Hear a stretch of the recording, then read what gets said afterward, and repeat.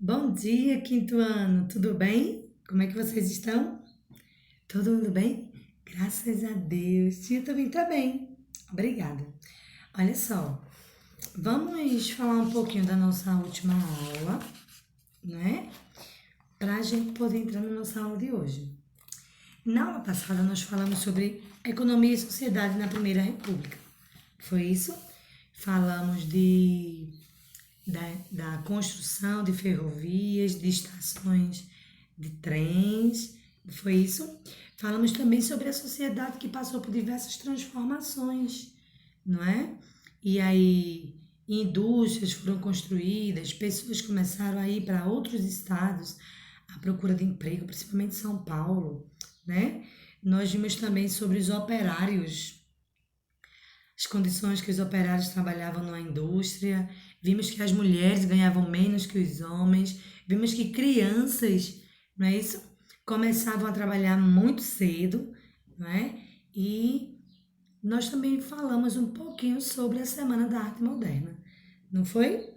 Aí no primeiro quesito tinha assim: a obra retrata um lugar na cidade ou no campo? E aí? Muito bem, na cidade.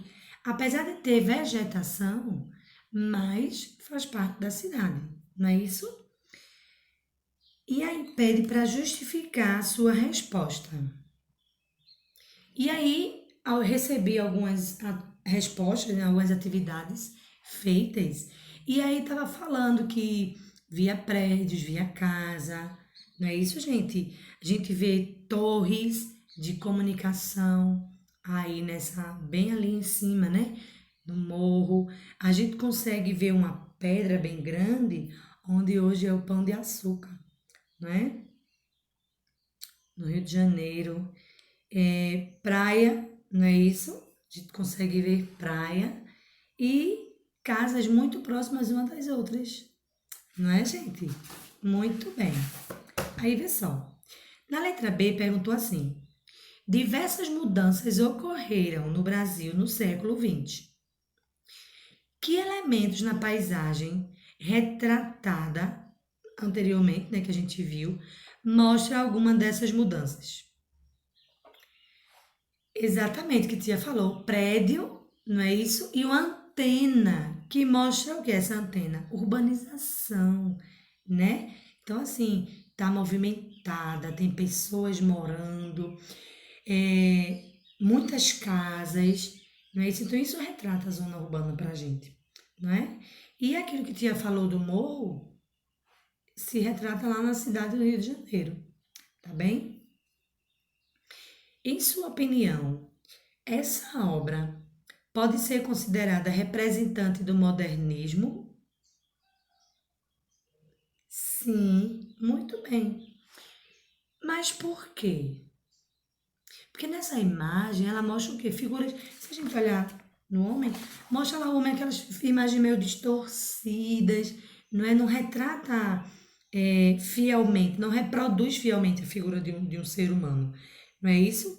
Mas tem formas distorcidas, não é? Muito bem. No segundo quesito, diz assim: o músico Heitor Villa-Lobos compôs a música instrumental O Trenzinho do Caipira, que mais tarde recebeu uma letra do poeta Ferreira Goulart. Pede para a gente ler o trecho para poder responder as perguntas. No trecho diz assim: lá vai o trem sem destino, pro dia novo encontrar. Correndo vai pela terra, vai pela serra, vai pelo mar. Certo? Aí ele pede para explicar por qual motivo esse trem corria rápido. Por que esse trem corria?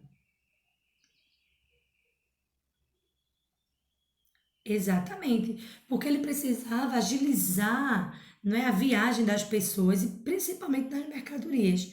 As pessoas utilizavam o trem tanto para transportar mercadorias de um lugar para o outro, quanto pessoas que também iam visitar outros lugares, não é? Então os trens eles precisavam agilizar esse processo, nessa chegada, precisava agilizar essa viagem. Então, por esse motivo, eles iam em alta velocidade, como diz assim. Não é isso? Associar aí. Não era um trem-bala, né, minha gente? A letra B diz que o trem passa pela serra, pela terra e pelo mar. Que relação pode ser estabelecida entre esse caminho e a economia do Brasil na Primeira República? A economia do café. Muito bem, vai pela serra porque sobe a serra, certo? Explorando serras, montanhas, não é isso, gente? Lugares mais altos e seguia para o litoral, tá? Por isso que quando diz assim, vai pelo mar, porque segue para o litoral, certo? Mas pela terra, porque era estrada de ferro, ferrovias, né? E aí pronto. Vai pela terra, pela serra, porque subiam serras.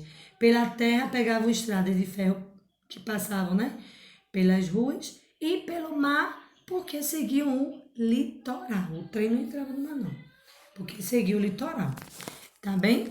E hoje nós vamos ver um pouquinho sobre movimentos sociais.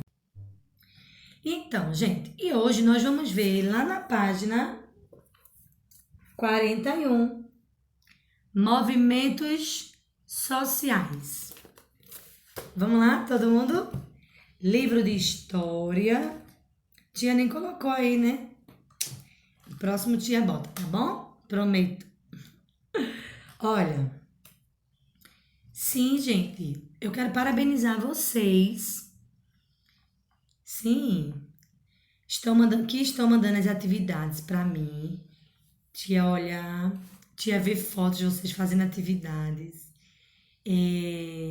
Isso é muito lindo, certo? Requer muito esforço de vocês e a gente vê isso. Tá lindo, parabéns.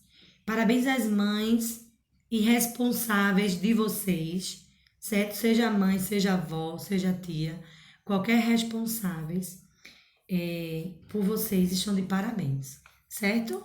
Muito bem, continue assim. Vocês estão ajudando a nós enquanto professores e mais ainda aos filhos, netos, tá? Sobrinhos, quem quer que seja de vocês, tá bom?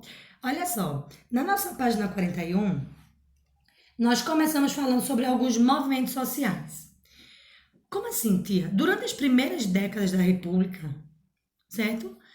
Ou seja, durante os primeiros 10 anos aqui do Brasil, muitas pessoas mostravam-se descontentes com a situação em que viviam, ou seja, eles não estavam felizes, não estavam satisfeitos com a vida que estavam vivendo.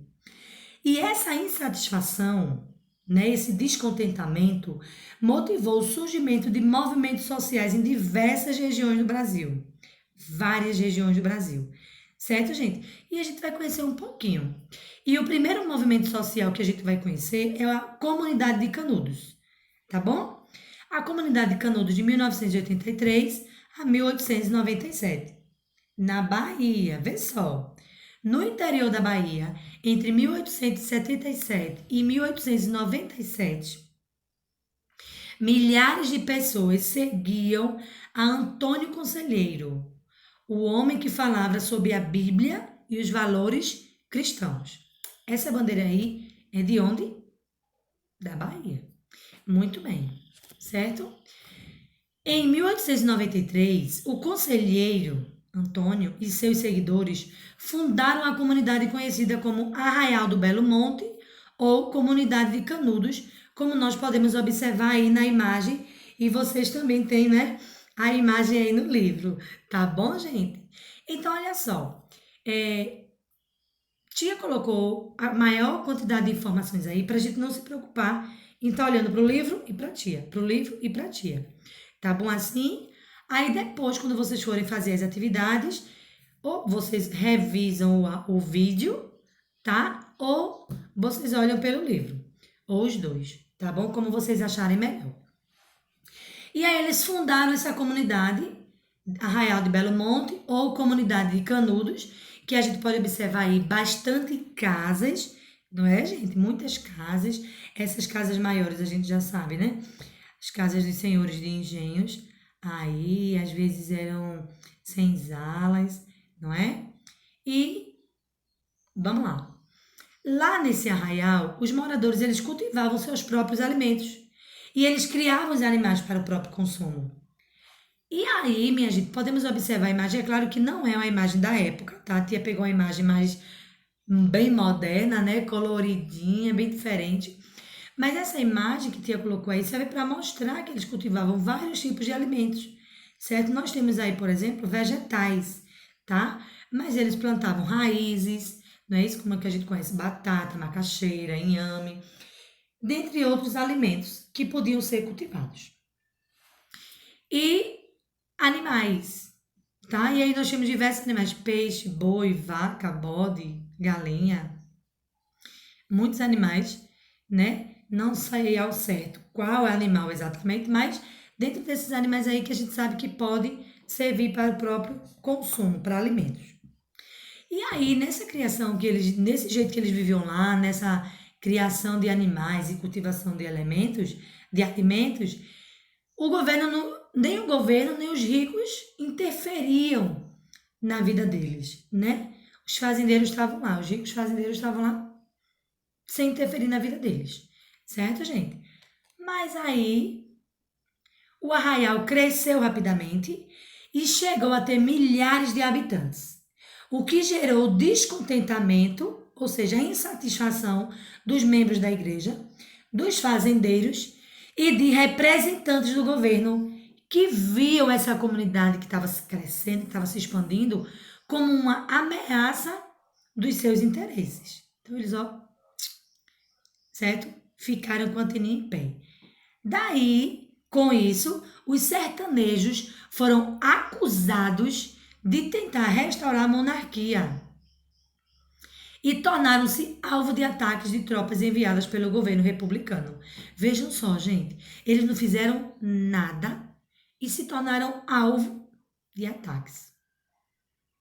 Coisa chata, né, gente? É, sem deixar um sinal assim de guerra, nem de conflito, nem de nada. E aí os conflitos iniciaram, né, por volta de 1896, e após 4 expedições militares, né, vieram 4 expedições, vieram a primeira, a segunda, a terceira, a quarta expedição. Em 1897, a comunidade ela foi destruída e grande parte dos seus moradores morta. Uma situação bem triste, não é? Muito chato. Aí, gente, essa primeira revolta, a gente vê aí a revolta da comunidade de Canudos, certo? Que aconteceu aí na comunidade de Canudos. Esse foi um movimento social que a gente viu que aconteceu aqui no Brasil. Logo a seguir, vocês têm uma atividade, mas a gente não vai falar dela agora, tá bem? Vamos falar daqui a pouquinho. O segundo movimento social que a gente viu aí foi o quê? Vamos tomando vacina, né? A revolta da vacina. Exatamente, em 1904. Ao assumir o governo em 1902, o presidente Rodrigues Alves tinha como meta a reforma urbana do Rio de Janeiro. Lembram que a atividade anterior que a gente viu se passava onde? No Rio de Janeiro, exatamente. E aí, Rodrigo Alves, ele tinha como meta a reforma urbana, né? Uma reforma ali na cidade do Rio de Janeiro. Aí a modernização começou com a construção de largas avenidas, porque as ruas eram estreitas. Então, começaram a alargar as avenidas, prédios foram construídos, prédios de 5 ou 6 andares foram construídos. Eles já eram considerados muito altos, né? Para a época, era como se a gente fosse comparar com um prédio de 10, 15, 12, 20 andares. Certo, gente? Para que isso fosse possível, várias famílias que moravam em cortiços, em casas pequenininhas, foram desabrigadas. Isso já começa a gerar um descontentamento entre as pessoas, uma insatisfação, as pessoas começam a ficar desconfiadas, não é? Uma das justificativas para que essa reforma, né, para que essa grande reforma acontecesse, era o fato de que, na época, as ruas estreitas da cidade, sujas e sem tratamento de esgoto, facilitava a proliferação de doenças como a febre amarela, a peste, a varíola e a tuberculose. Vejam só. Aí vamos criar o quê? Vacina, como a gente pode ver aí. A ampolinha, a seringa da vacina, tudinho. Para combater as doenças nesse período aí, né? Foi chamado o médico Oswaldo Cruz. Esse que vocês observam aí na imagem. Né? E tem um resumo aí da biografia de Oswaldo Cruz. O nome dele, né, Oswaldo Cruz, ocupação médico sanitarista brasileiro, ou seja, era o médico que cuidava da saúde sanitária, da vigilância sanitária da, da cidade, né? Não apenas do Rio de Janeiro, mas ali no momento do Rio de Janeiro, mas ele era o médico sanitarista do Brasil. Né? Hoje nós temos um hospital em Recife, chamado Hospital Oswaldo Cruz, em homenagem, referência a esse médico, né? Tão inteligente, certo? Ele nasceu em 5 de agosto de 1872 e morre em 11 de fevereiro de 1917, tá bom? E aí chama Oswaldo Cruz, médico sanitarista, para combater essa doença. Vamos lá. A fim de eliminar a varíola, que era a doença contagiosa aguda, pior de todas as outras que a gente viu, né? Ela foi oficialmente declarada extinta do planeta na década de 1970. Ela era de origem viral, ou seja, um vírus caracterizada por febre, dor no corpo, vômito e lesões cutâneas, lesões no corpo, certo? E aí, a fim de eliminar essa doença aí, o governo, né, era necessário vacinar a população completamente. Aí o governo vai iniciar uma nova campanha, inicia uma campanha de vacina obrigatória. Por que a gente tinha colocado essa imagem aí? Porque essa gotinha aí representa o quê? Ah, Zé Gotinha, todo mundo lembra, né? Exatamente. Lembra aí, ó, enfermeiros, médicos e toda a família, né, gente? Exatamente. Então era obrigatória essa vacina. Todo mundo tinha que tomar para que pudesse, de fato, combater a varíola, que era o que mais matava as pessoas nessa época. Tá bom? Muitas pessoas ainda não conheciam bem o funcionamento das vacinas e ficaram assim, cheios de interrogações na cabeça, desconfiadas quanto ao benefício que a vacina ia trazer. E aí ficaram pensando, minha gente, será que essa vacina é para matar a gente? Será que é para curar? Não é? A falta de esclarecimento e a forma agressiva que o governo impôs sobre a população levou essa população a se rebelar. Porque não chegaram assim, ó, para dizer, olha, vamos fazer uma campanha. Como a gente vê hoje, tudo muito informatizado, né? Chega aí nas redes sociais, na televisão, passa os comerciais, campanha contra o sarampo, a gente vai ver lá a vacina no dia D de vacinação, não é? A vacina contra a gripe. Hoje a gente vê tudo muito bem informado. Antes não. E como não houve essa informação, esse esclarecimento sobre os benefícios da vacina, o povo se rebelou. E aí deu errado, porque eles estavam assim, cheios de interrogações na cabeça. Né, gente? E daí, em novembro de 1904, durante cerca de uma semana, 7 dias, ocorreram diversos confrontos entre população e os representantes do governo. E aí, ó, vemos a imagem da revolta da vacina. Se a gente colocar na internet ou no livro de vocês, a gente vai ver essa imagem aí.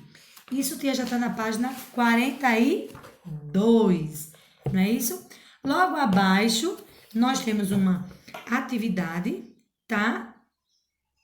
Mas não vamos falar dela agora, certo? Já vamos com 2 atividades aí, tá bem, gente? Mais um movimento social que aconteceu aqui no Brasil. Já falamos em 2. Movimento de Canudos e a revolta da vacina. E agora uma nova revolta, certo, gente? Nós já estamos aqui na página 43, na revolta da chibata. E essa chibata era o quê, tia? Pelo amor de Deus, que as pessoas sofriam com isso aí. Uma vara fina, a tia já colocou lá embaixo, né? Vara fina e comprida utilizada para bater. Toma chibatada no povo. certo? No início do século XX, os marinheiros brasileiros viviam sobre péssimas condições de trabalho. Não eram ruins, não, eram péssimas. O soldo, que era o salário, certo, da época, o salário militar, o soldo era baixo, muito baixo. A alimentação não era suficiente para o trabalho que eles desenvolviam, tá? Por isso que Tia colocou aí, era deficiente, porque não era necessário, né? Não era suficiente, aliás, desculpa, necessário não. Não era suficiente, tá? Para as pessoas se alimentarem e estar muito bem, obrigada, e voltar a trabalhar. Não era. E o trabalho? Demais. Excessivo. O trabalho era além da conta. Imagina, ganhar pouco, comer pouco e trabalhar muito. A pessoa fica o quê? Fraco, insatisfeito. Não é isso, minha gente? É isso que vai acontecer. Além disso, eles eram punidos frequentemente, minha gente, com castigos físicos, principalmente com o uso da chibata, com o uso da vara fina e comprida que batiam deles. É da gente não aceitar um negócio desse. Porque como é que um cidadão de bem tá ali trabalhando? Não é, minha gente? Vamos pensar comigo. Tá ali trabalhando em péssimas condições, recebendo pouco, comendo pouco, trabalhando muito e ainda ter que apanhar. Misericórdia. É verdade, minha gente, misericórdia mesmo. Já pude até ouvir aqui vocês dizendo isso. Olha só, essas más condições de trabalho motivaram o início de uma rebelião. Exatamente. De uma rebelião em 22 de novembro de 1910, no Rio de Janeiro, após um marinheiro receber o castigo. Gente, dá até uma dor dizer um negócio desse. De 250 chibatas na costa, diante de todos os presentes no navio. Imagina aí assim. Esse marinheiro aí recebeu 250 chibatadas na costa. Já fraco, cansado e com fome. E aí eles se rebelaram mesmo, tá? Se rebelaram e foi feia a rebelião. E aí, João Cândido Felisberto, que a gente vê aí, certo? Eles foram liberados por João Cândido Felisberto. Os marinheiros tomaram as embarcações e ameaçaram a capital se algumas de suas necessidades não fossem atendidas. A principal delas era o fim das chibatadas como castigo. A principal. Eles não aceitavam mais apanhar. Depois de várias negociações, viu, minha gente? Foram poucas não, ó. Várias negociações, o presidente Hermes da Fonseca decretou o fim das chibatadas como castigo. Graças a Deus, né? Exatamente. E aí o fim, né? No dia 27 de novembro de 1910. E aí, minha gente, termina mais um movimento social. Já vimos 3. O movimento de Canudos, a revolta da vacina e a revolta da chibata. Vamos agora para o conflito de contestado, né? Página 44. Vamos lá? O conflito de contestado vai de 1912 a 1916. A questão de contestado envolveu conflitos pela disputa de terras nos estados de Paraná e Santa Catarina no início do século XX. Atenção, né? Esse movimento aí, esse medo. Teve início quando o governo cedeu terras para a construção de uma estrada de ferro na região. Estão vendo aí a estrada de ferro, a linha de trem, como a gente chama, né? Popularmente conhecida. E quando a gente vê assim a revolta de contestado, era porque é questionável nessa questão aí de contestar, tá? Os conflitos acontecidos. Eles eram controversos, eles eram contrários, tá bem? E aí, essa construção de estrada de ferro na região, muitas pessoas foram expulsas de suas terras. Imagina, você tá ali no seu cantinho, chegou lá, vai construir e todo mundo vai sair daí. Eles tinham mais que contestar, eles tinham mais que ser contrários. Eles precisavam entender o motivo, por quê, para onde a gente vai, o que é que vai acontecer com a gente, né? Só que como não tinham esse carinho, essa informação, o negócio era acontecido assim mesmo, de forma muito grosseiramente. né? Em condições difíceis, encontraram esperança na formação de povoados, sob liderança de monges, certo? E um desses monges, foi chamado de José Maria. José Maria, que é esse aí que você vê no meio entre as mulheres, ele tá bem escurinho, é exatamente a grande maioria das imagens que a gente vê ele junto das pessoas tá assim, bem escurinho. Ele defendia a ideia de um governo independente na comunidade em que viviam. Precisavam de representantes governamentais na comunidade deles. E o que isso aconteceu? Fez o quê? Desagradou o governo republicano, que passou a enviar tropas para combater os habitantes dessas comunidades de contestado. Gente, tudo era motivo para o governo republicano pensar numa guerra, numa rebelião. E aí, ó, envia tropas para lá. Os primeiros combates aconteceram em 1912 e resultaram na morte de José Maria. Exatamente. Em 1916, após muitos confrontos, a comunidade foi destruída e várias pessoas foram mortas. Exatamente. A gente fica imaginando, né? Esses conflitos, as pessoas morrendo, saindo de seus lugares. Todos esses movimentos foram chamados de movimentos sociais. Esses conflitos, a gente pode dizer assim, ou essas guerras, né? Isso foi tipo uma guerra que foi ocorrida, né? Entre moradores de determinada comunidade e representantes do governo, né? Republicano. Muito ruim. Mais um movimento, né? Já vimos 4. Vamos lá revisar? Movimento de Canudos, a revolta da vacina, a revolta da chibata e o conflito de contestado. Vamos agora para a greve geral, tá? Essa greve geral ela é bem pequenininha, tá na página 45 de vocês. No ano de 1917, aconteceu em São Paulo uma grande greve que envolveu várias categorias profissionais. Observe aí na imagem ao lado, muitas pessoas, certo? Aí chamada de greve geral de 1917, tá?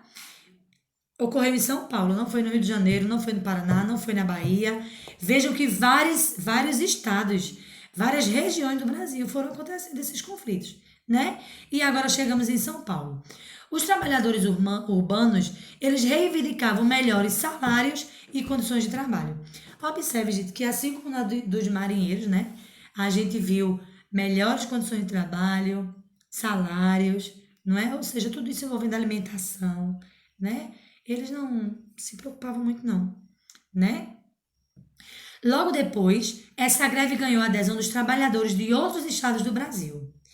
Ao final, boa parte dos patrões cederam às reivindicações dos trabalhadores e concordaram com o reajuste de salários, com os reajustes salariais.